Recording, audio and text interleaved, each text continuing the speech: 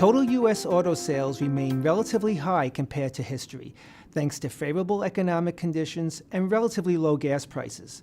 But the industry continues to show signs of deceleration.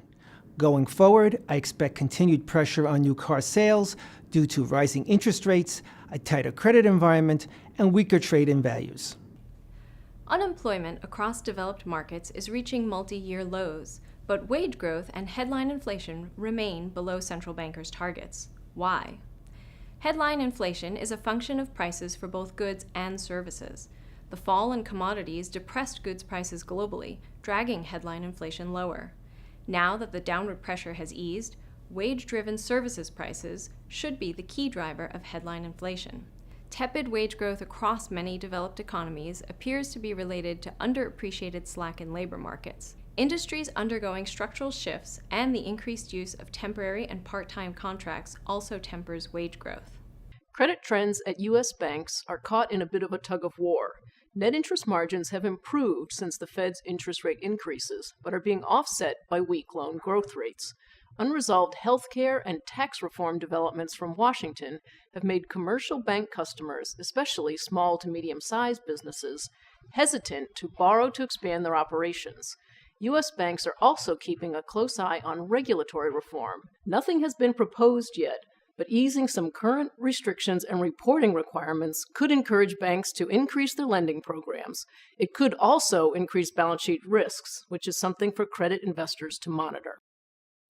I expect modestly positive excess return for agency MBS versus treasuries over the next 6 to 12 months. The Fed is withdrawing from the MBS market, but I believe reinvestment will continue through the summer of 2018. Refinancing incentives remain muted, and a prepayment wave appears unlikely.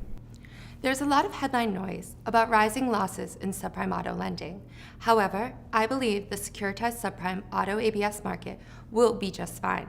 The current deals are adjusting, and credit enhancement has been stable and/or increasing and should be able to withstand moderately increasing defaults. Auto ABS is very different from RMBS. Issuers have skin in the game. They service the loans and often take a stake in the deals they originate. The media and communication industries are on the cusp of significant realignment, driven by changing consumer preferences and shifting economic returns. Strong cable networks featuring must-have content will likely get stronger by getting into virtual television bundles, while weaker cable networks are likely to get marginalized. Distribution and content convergence, as evidenced by the vertically integrated Time Warner Inc. and AT&T deal, could become a template and catalyst for potential consolidation. I believe there is strategic rationale for large media companies to make scale deals to enhance their technology and distribution capabilities. Apart from gaining a global distribution platform, deals like these would potentially create a platform offering sports, advertising, etc., customized by geography and enabled by a large suite of universal, high-quality content. Income provides the vast majority of return in bonds over time, particularly in an environment like this where fixed income valuations are stretched. Having a long-term investment horizon oftentimes allows the compounding effect of income to overcome price volatility.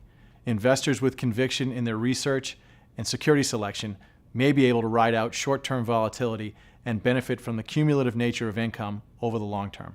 If the Fed starts to reduce its balance sheet later this year, I think agency mortgage valuations could improve enough to attract core fixed income investors back to the sector, especially those with underweight positions. Depending on what happens with prices, agencies may be able to lure some investors out of U.S. Treasuries. Banks are like tea bags. You can't be sure how strong they are until they're in hot water. Europe is now in the final stages of cleaning up its banking system, 10 years after the global financial crisis. This year, 3 large European banks raised capital, while 2 mid-sized banks received bailouts. That's a contrast to the US, where the Fed recently approved capital return by the large banks, equivalent to about 100% of their expected earnings over the next year. Should we head into another downturn, I expect that US banks are likely to be more resilient than their European peers for at least the next few years. Global equities continue to perform very well this year, even though policy developments out of Washington have done little to boost stocks. The U.S. dollar has been in a broad trading range in recent quarters following a long period of strength.